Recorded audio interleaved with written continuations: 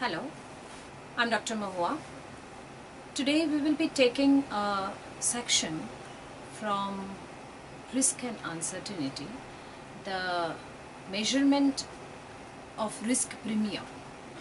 Now, as we understand, we have done that there is a situation that is uncertain situation in economics which rules. And in our previous classes we were discussing about the different ways by which risk is conceptualized by different kinds of people. So accordingly they are been named as risk averter, risk lover and risk neutral. Risk averter is only the person who will like to avoid risk, and so they will only like to pay some premium to get the benefit of the risk also, but to avoid risk. But they will not like to be on the risk, and to avoid risk they will have to pay something. So that is the maximum amount which they are going to pay to avoid the risk, and that avoiding risk is a section which is only comes under the risk averter. Risk lover doesn't pay any premium, so it is not a subject of discussion here, because risk lover is someone who enjoys risk, and so they will not like to pay any premium. So now our subject of discussion is that risk averter is the second person, and he wants, and there are two possibilities of, suppose for example in hypothetical example let us take up that a person has got two options, that either he gets a certain income or he gets into a risky job and gets a slightly higher income. So but how much of the income he is giving up to be on to earn that risky income rather than to be on the riskless income, the difference is called the risk premium. So how do we do it? So we can discuss it through a curve which we have already discussed, that the risk averter curve is always which is as diminishes as we go on adding up more and more income, and the utility gradually decreases. It goes from 14 to 18, then 20, even if with the addition of the income, because the person is avoiding risk. So now the question is this: suppose for example, let's take an example that a person is in a if he is in a riskless job, the tendency is that he will be earning 16,000 rupees, suppose, or 16,000 dollars.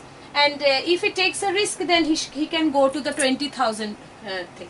20,000 rupees with the earning of the same utility of 14, because he is a risk averter. So that's why his level of utility will remain the same, and to keep that utility level same, the risk averter will have to pay something additional amount so that he can get the benefit of the risky job. So he gets the outcome of the risky job but getting the same utility as of riskless job, because he is someone who is not in choice wants to take risk.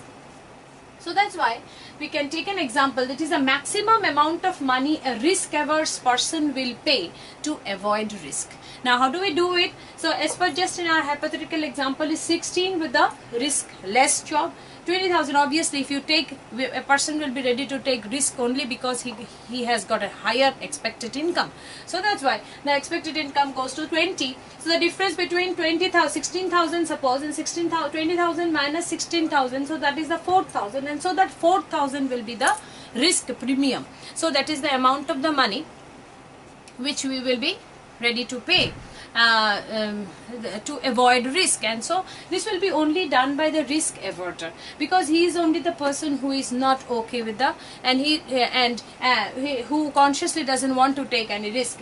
And so this CF is the amount of the risk premium in this diagram, and because 10,000 is the certain income and 30,000 is the certain income with the respective utility of 16 and 18, we can see that even if the income is increasing from 10 to 30, the utility is only increasing from suppose 10 to 14, then to 18.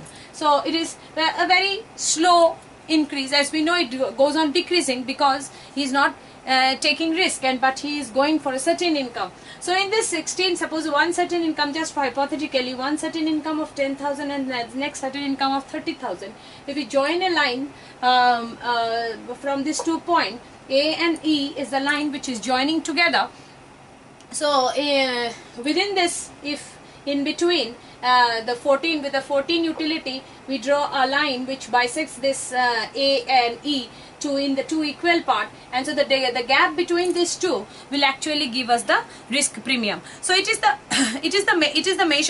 amount of income that individual would give up or to leave her indifferent between the risky choice and a certain income. So this is the money income which he will be ready to give up to become an indifferent, whether he is in a risky one or he is in a riskless one. So this is called the risk premium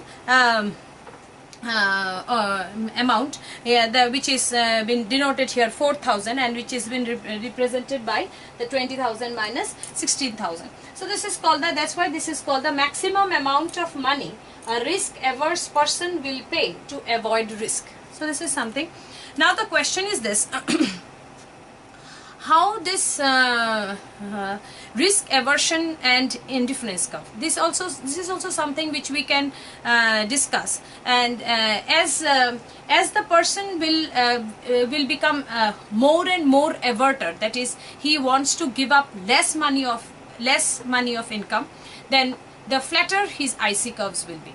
So this is something which we will be doing, and then risk aversion and indifference curve in further discussions. But right now we understood a risk averter pays an amount of money so that he remain indifferent between the risky income and the riskless income. That's all.